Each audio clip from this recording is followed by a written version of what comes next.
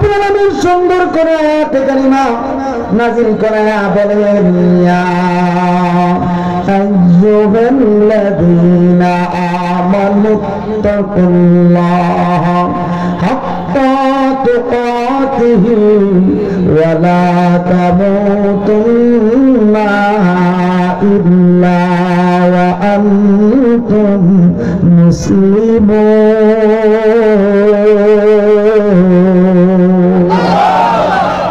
আল্লাহ পাক বলেন ঈমানদারগণ তোমরা আল্লাহকে ভয় করো, আল্লাহর আযাব গজবকে ভয় করো, আল্লাহর রাগান্বিত হওয়াকে ভয় করো, আল্লাহ পাকের বেজার হওয়াকে তোমরা ভয় করো।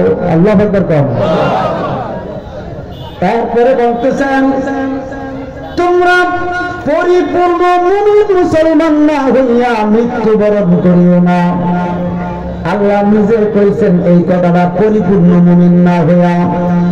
ডাকছে মুমিন গাবে, হুজুর ডাকছে মুমিন গাবে, আবার গুরুত্ব দিছে পরিপূর্ণ মুমিন হওয়ার জন্য। কথা বুঝেন আমার? আল্লাহ তো ডাকে দিছে আইয়ুহাল্লাযীনা আমানু কইরা, হে ঈমানদারগণ, হে মুমিনগণ তোমরা কি করো? আল্লাহরে ভয় করো, পরিপূর্ণ মুমিন না হইয়া মৃত্যুবরণ করো না। এই যে পরিপূর্ণতাটা কি?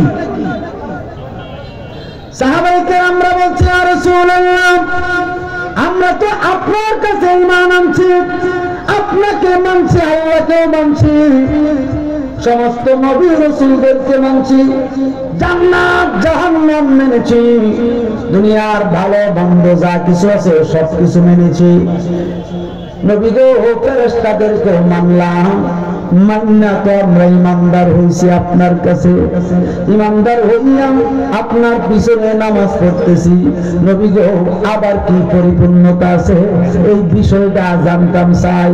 আমার নবী ডাক দিয়ে বলেন সাহাবীরা শুনে নাও, তোমরা তো কিছু দিনের জিন্দেগি, কিয়ামত পর্যন্ত আমার উম্মত থাকবে দুনিয়ার জমিনে, তাদের প্রতি লক্ষ্য করে আল্লাহ পাক আয়াত নাযিল করে দিলেন পরিপূর্ণ মুমিন হওয়ার জন্য।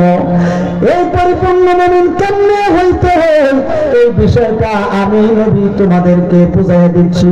তোমরা একটা কাজ করো, আমার সাথে চলো, আমার সাথে চলো, আমি তোমাদেরকে যে জায়গায়